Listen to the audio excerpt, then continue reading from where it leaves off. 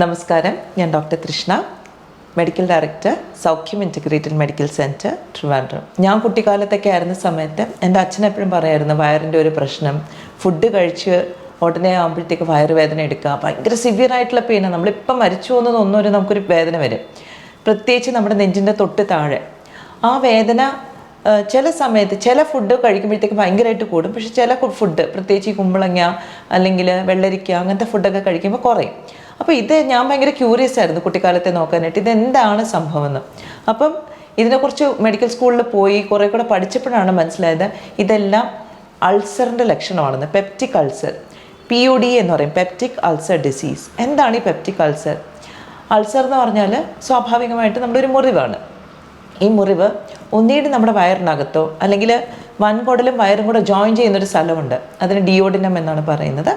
അവിടെ അല്ലെങ്കിൽ വയറിനകത്ത്, ഈ രണ്ട് ഏരിയാസിലാണ് യൂഷ്വലി നമ്മൾ ഈ പെപ്റ്റിക് അൾസർ കണ്ടുവരുന്നത്.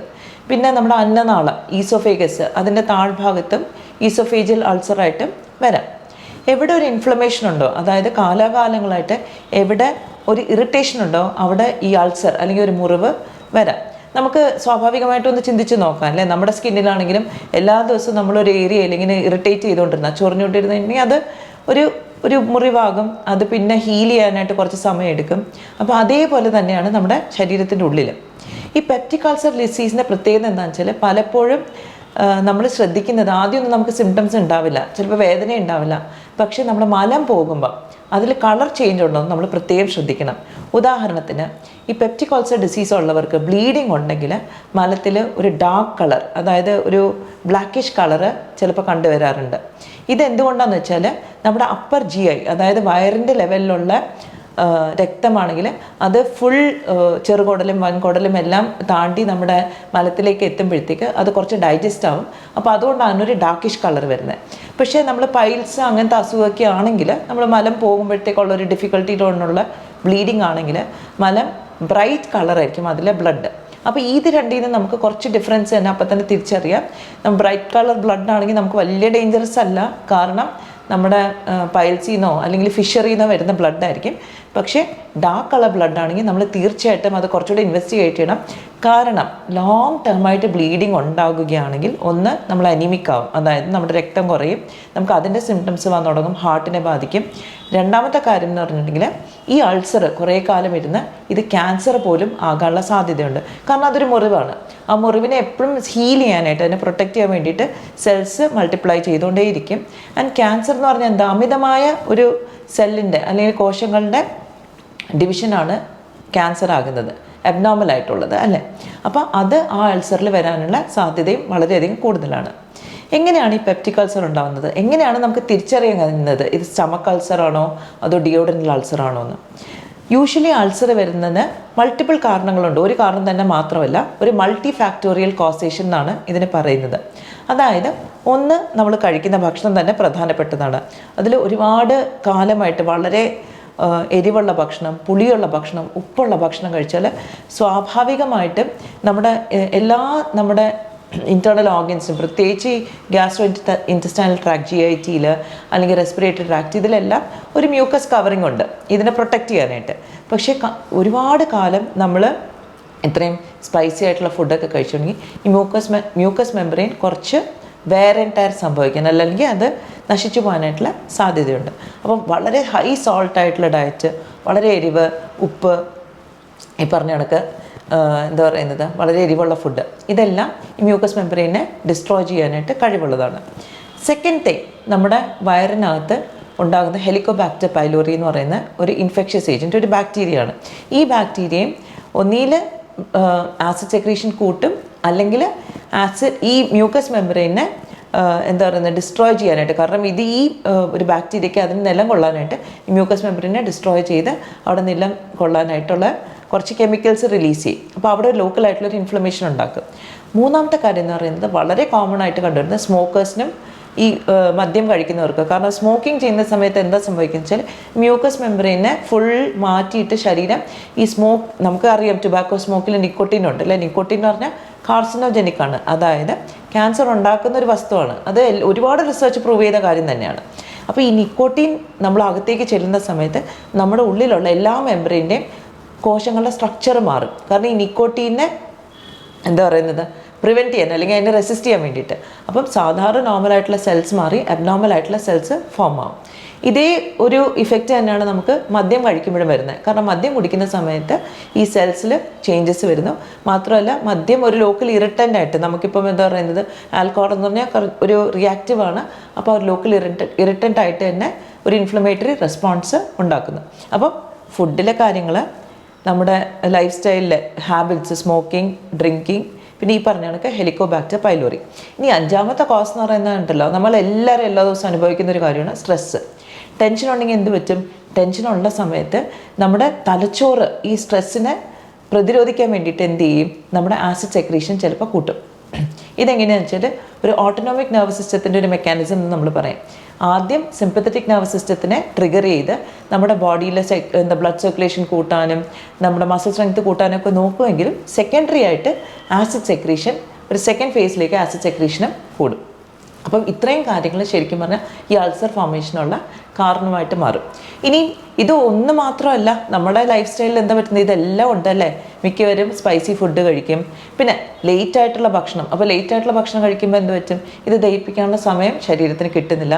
ഈ ഭക്ഷണം വയറ് നിറച്ച് കഴിച്ചിട്ട് നമ്മൾ നേരെ പോയി മലന്ന് കിടക്കും. അപ്പം മലന്ന് കിടക്കുമ്പോൾ എന്താണ്, നമ്മുടെ ബോഡിയിലെ എല്ലാ മസിൽസും റിലാക്സ്ഡ് ആവും. ഒപ്പം തന്നെ ഈ വയറിൽ നിന്ന് ഈസോഫേഗസിലോട്ടുള്ളൊരു ജംഗ്ഷനിലൊരു ടൈറ്റ് ആയിട്ടുള്ളൊരു ജംഗ്ഷനാണ്, അതിങ്ങനെ ക്ലോസ് ചെയ്ത് വെച്ചിരിക്കുക, സ്ഫിങ്ക്റ്റർ എന്ന് പറയും. ഇതങ്ങോട്ട് റിലീസാവും. അപ്പം ഭക്ഷണം വയറിൽ നിന്ന് നിറച്ചുള്ള ഭക്ഷണം തികട്ടി തിരിച്ച് ഈസോഫേഗസിൽ അതിൻ്റെ നാളത്തിലേക്ക് വരും. അവിടെയും ഇറിറ്റേഷൻ ഉണ്ടാക്കും, അവിടെയും അൾസർ ഉണ്ടാവാനുള്ള സാധ്യതയുണ്ട്.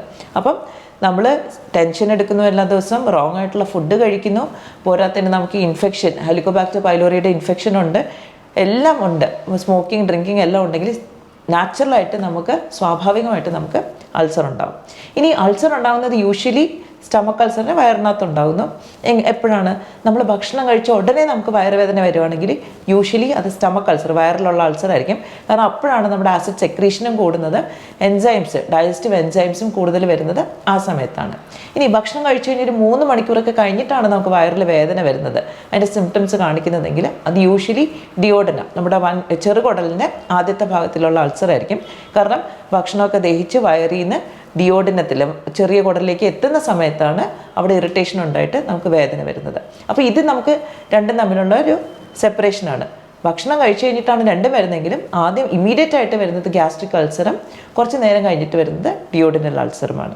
പിന്നെ ഞാൻ നേരത്തെ പറഞ്ഞ കണക്ക് നമ്മുടെ മലത്തിലുള്ള കളർ ചേഞ്ച് നമ്മൾ ശ്രദ്ധിക്കണം. കാരണം അത് ഡയറക്റ്റ് ഇൻഡിക്കേറ്ററാണ് ഈ അൾസർ ബ്ലീഡ് ചെയ്യുന്നുണ്ട്. അത് ഡേഞ്ചറസ് ആണ്, നമ്മൾ അതെന്തായാലും ട്രീറ്റ് ചെയ്യണം. പിന്നെ മൂന്നാമത്തെ കാര്യം, നമ്മുടെ റീസെൻ്റായിട്ട് നമ്മുടെ മലത്തിൽ ചേഞ്ചസ് വന്നിട്ടുണ്ടോ? അതായത് നമ്മുടെ പാറ്റേൺ, ഓൾട്ടേർഡ് ബവൽ മൂവ്മെൻറ്റ്സ് എന്ന് പറയും. അതായത് നമ്മൾ മലം പോകുന്നതിൻ്റെ പാറ്റേണിൽ വ്യത്യാസമുണ്ടോ, കോൺസ്റ്റിപ്പേഷൻ ഉണ്ടോ, ഇതൊക്കെ നമ്മൾ നോട്ട് ചെയ്യണം. മൂന്നാമത്തെ കാര്യം, നമ്മൾ നേരത്തെ കുഴപ്പമില്ലാണ്ട് കഴിച്ചുകൊണ്ടിരുന്ന ഭക്ഷണങ്ങൾക്ക് ഇപ്പോൾ നമുക്ക് ഗ്യാസ് അല്ലെങ്കിൽ എന്താ പറയുക വീർത്ത് കെട്ടുന്ന ഒരു ഫീലിംഗ് വരുന്നുണ്ടെങ്കിൽ ഡെഫിനറ്റായിട്ടും ഇറ്റ് ക്യാൻ ബി ഒരു ഇൻഡിക്കേറ്റർ ഓഫ് അൾസർ. അപ്പോൾ ഇത്രയും കാര്യങ്ങൾ നമ്മൾ ഡെഫിനറ്റായിട്ടും നോട്ട് ചെയ്യണം. അപ്പം നേരത്തെ ഉണ്ടായിരുന്നതിലും വ്യതിയാനം വന്നിട്ടുണ്ടെങ്കിൽ അത് കൂടുതലായിട്ട് ഇൻവെസ്റ്റിഗേറ്റ് ചെയ്യണം. നമ്മൾ എൻഡോസ്കോപ്പി അങ്ങനത്തെ എന്തെങ്കിലും ഇൻവെസ്റ്റിഗേഷൻസ് ചെയ്യാം, സ്റ്റൂൾ എക്സാമിനേഷൻ ചെയ്യാം. കാരണം മലത്തിൽ രക്തമുണ്ടോ എന്താ, അല്ലെങ്കിൽ വേറെ എന്തെങ്കിലും ഇൻഫെക്ഷ്യസ് ഏജൻറ്റ് ഉണ്ടോ, ഇതൊക്കെ ചെക്ക് ചെയ്യാം. ഹെലിക്കോബാക്ടർ പൈലോറിക് ആണെങ്കിൽ യൂറിയ ബ്രെത്ത് ടെസ്റ്റ്, അതായത് നമ്മുടെ ശ്വാസത്തിൽ ആ ഒരു യൂറിയയുടെ സ്മെല്ലുണ്ടോ എന്നുള്ളത് ടെസ്റ്റ് ചെയ്യാനായിട്ട് സാധിക്കും. അപ്പോൾ ഇതിൽ ഏത് കാരണമാണെന്ന് നമ്മൾ കണ്ടുപിടിച്ച് ലൈഫ് സ്റ്റൈലിലെ ഒരു ഹിസ്റ്ററി എടുത്തു കഴിയുമ്പോൾ നമുക്ക് മനസ്സിലാവും ഇതൊക്കെയാണ് കോൺട്രിബ്യൂട്ടിംഗ് ഫാക്ടേഴ്സ് എന്ന്. ഇനി ഇതിനെ എങ്ങനെയാണ് നമുക്ക് ട്രീറ്റ് ചെയ്യുക? നമുക്ക് നാച്ചുറലായിട്ട് ട്രീറ്റ് ചെയ്യാൻ പറ്റുമോ? നമ്മുടെ ഉള്ളിലുള്ള ഒരു മുറിവല്ലേ, അത് നമ്മൾ ഹീലാവേണ്ടത് വളരെ നമുക്ക് അത്യാവശ്യമായിട്ടുള്ള കാര്യമാണ്. അതിന് ഏറ്റവും പ്രധാനം എന്ന് പറയുന്നത് നമ്മുടെ ഫുഡിൽ നമ്മൾ ധാരാളം എന്താണ് ഫൈബർ റിച്ച് ഡയറ്റ് കഴിക്കുക എന്നുള്ളതാണ്, നാരുള്ള ഭക്ഷണം കഴിക്കുക. ഇതിൽ ഏറ്റവും എടുത്ത് പറയേണ്ട ഒരു ക്യാബേജാണ്. കാരണം ക്യാബേജ് എന്ന് പറയുന്ന ഒരു വെജിറ്റബിളിൽ വൈറ്റമിൻ യു എന്ന് പറയുന്ന ഒരു കെമിക്കൽ അടങ്ങിയിരിക്കുന്നുണ്ട്. ഈ വൈറ്റമിൻ യു ഈ അൾസറിനെ ഹീൽ ചെയ്യാനായിട്ട് വളരെ യൂസ്ഫുള്ളാണ്. അപ്പോൾ ക്യാബേജ് ജ്യൂസ് കുടിക്കുമ്പോൾ അൾസർ ഹീൽ ചെയ്യാനായിട്ട് വളരെയധികം ഹെൽപ്പ് ചെയ്യും. സെക്കൻഡ് തിങ്, നമ്മൾ കഴിക്കുന്ന ഭക്ഷണത്തിൽ വൈറ്റമിൻ സി വൂണ്ട് ഹീലിങ്ങിന് വളരെ ഇമ്പോർട്ടൻ്റ് ആണ്. അപ്പോൾ വൈറ്റമിൻ സി, പക്ഷേ വൈറ്റമിൻ സിയുടെ ബുദ്ധിമുട്ട് എന്താ പറയട്ടെ, വൈറ്റമിൻ സി റിച്ച് ആയിട്ടുള്ള ഫുഡ്, അതായത് നമ്മുടെ നാരങ്ങ ആയിക്കോട്ടെ, നെല്ലിക്ക ആയിക്കോട്ടെ, ഓറഞ്ച് ആയിക്കോട്ടെ, എല്ലാം ആസിഡിക് ആണ്. അപ്പോൾ ഇത് ചെല്ലുമ്പോഴത്തേക്ക് നമുക്ക് കൂടുതൽ പ്രശ്നങ്ങൾ ചിലപ്പോൾ ഉണ്ടാകും. അപ്പോൾ കുറച്ചുകൂടെ അബ്സോർബബിൾ ഫോം ആയിട്ടുള്ള വൈറ്റമിൻ സി കഴിക്കുന്നത് നല്ലതായിരിക്കും. Third thing vitamin D. കാരണം വൈറ്റമിൻ ഡിക്ക് പ്രതിരോധത്തിൽ വളരെ ഒരു റോള് വഹിക്കാനുള്ളത് കൊണ്ട് തന്നെ വൈറ്റമിൻ ഡി ആവശ്യത്തിന് കഴിക്കുന്നത് വളരെ ഇമ്പോർട്ടൻ്റ് ആണ്. നാലാമത്തെ ഒരു കാര്യം എന്ന് പറഞ്ഞാൽ സിങ്കാണ്. കാരണം സിങ്കിന് ഈ മ്യൂക്കസ് മെമ്പറിനെ ഹീൽ ചെയ്യാനായിട്ട് വൂണ്ട് റിപ്പയറിനും വളരെ ഇമ്പോർട്ടൻ്റ് ആയിട്ടുള്ള റോള് പ്ലേ ചെയ്യാനുണ്ട്. അപ്പോൾ സിങ്ക് ധാരാളം ഭക്ഷണത്തിൽ ചെല്ലണം. അപ്പോൾ അതിൽ നട്ട്സ് അങ്ങനത്തെ കാര്യങ്ങളൊക്കെ കുറേ സിങ്ക് അടങ്ങിയിട്ടുണ്ട്. പക്ഷേ ഞാൻ പറഞ്ഞില്ല, നമ്മൾ സാധാരണ രീതിയിൽ നമുക്ക് ദഹിപ്പിക്കാൻ പറ്റില്ലെങ്കിൽ പെട്ടെന്ന് നമ്മൾ നട്ട്സ് കഴിക്കുകയൊക്കെ ചെയ്യുമ്പോഴത്തേക്ക് നമുക്കത് ദഹിപ്പിക്കാൻ ബുദ്ധിമുട്ടായിരിക്കും. അതുകൊണ്ട് പ്രോപ്പറായിട്ടുള്ളൊരു ട്രീറ്റ്മെൻറ്റ് റെജീമിൽ കൂടെ പോകുന്നത് തന്നെയാണ് നല്ലത്. പിന്നെ ഇതിലെല്ലാത്തിലും ഇമ്പോർട്ടൻറ്റ് നമ്മൾ രാത്രി ഫുഡ് കഴിച്ച ഉടനെ കയറി കിടന്ന് ഉറങ്ങാതിരിക്കുക. ഇനി നമ്മൾ ഫുഡ് കഴിച്ചതിന് ഒരു കാരണവശാലും മീൻസ് ചിലപ്പോൾ നമുക്ക് സംഭവിക്കില്ല, എല്ലാ ദിവസവും നമ്മൾ ചിലപ്പോൾ നേരത്തെ കഴിക്കും, പക്ഷേ ഒരു ദിവസം നമ്മൾ ലേറ്റ് ആയി പോയെങ്കിൽ നമ്മൾ ലെഫ്റ്റ് സൈഡിൽ ചരിഞ്ഞ് കിടക്കണം, മലന്ന് കിടക്കരുത്. മലന്ന് കിടന്നിട്ടുണ്ടെങ്കിൽ ഈ ഫുഡ് തികട്ടി കയറാനും അത് വീണ്ടും നമ്മുടെ അന്നനാളത്തിൽ ഇറിറ്റേഷൻ ഉണ്ടാക്കാനും സാധ്യതയുണ്ട്. അപ്പോൾ ലെഫ്റ്റ് ലൈങ് പൊസിഷൻ, ലെഫ്റ്റ് സൈഡിൽ ചരിഞ്ഞ് കിടക്കുക.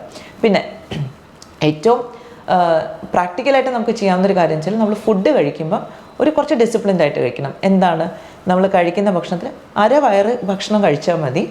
1/4 അതായത് 1/4 ഭാഗം നമ്മൾ കുറച്ച് ഫ്ലൂയിഡ്സ്, അത് വെള്ളമാകാം, നമ്മുടെ മോരാകാം, നമ്മുടെ എന്താണ് ലിക്വിഡ് അത് കഴിക്കുക. 1/4 ഭാഗം നമ്മൾ വെറുതെ വിട്ടേക്കുക. അത് നമ്മൾ പറയുന്നത് നമ്മുടെ ഗ്യാസസിനൊക്കെ ഈ ഡൈജഷൻ പ്രോസസ്സ് ഈസി ആയിട്ട് നടക്കാനുള്ള സ്പേസ് ഇടുക. നമ്മുടെ വാഷിംഗ് മെഷീനിലെ പോലെയാണ് അല്ലേ, നമ്മളെല്ലാം കൂടെ തള്ളി കയറ്റിയിട്ട് കഴിഞ്ഞാൽ വാഷിംഗ് പ്രോപ്പറായിട്ട് നടക്കില്ല. അതേപോലെ തന്നെയാണ് നമ്മുടെ വയറ്. നമ്മൾ ആവശ്യത്തിന് സ്പേസ് ഡൈജഷന് വേണ്ടി ഇട്ടേക്കണം. അപ്പം നമ്മൾ കഴിക്കുന്ന ഫുഡ് ശ്രദ്ധിക്കണം, നമുക്ക് ആവശ്യത്തിനുള്ള ഡൈജസ്റ്റീവ് എൻസൈംസ് ഉണ്ടോ എന്ന് നോക്കണം, നമ്മുടെ ഈ ഹാബിറ്റ്സ് ഒക്കെ ഉണ്ടെങ്കിൽ അതൊക്കെ മാറ്റി വെക്കണം. പിന്നെ ഈ വേണ്ടുന്ന രീതിയിലുള്ള ഡിസിപ്ലിൻഡ് ആയിട്ടുള്ളൊരു ഫുഡ് ഇൻടേക്ക് അപ്രോച്ച് ആയിരിക്കണം നമ്മൾ നോക്കേണ്ടത്. Thank you very much.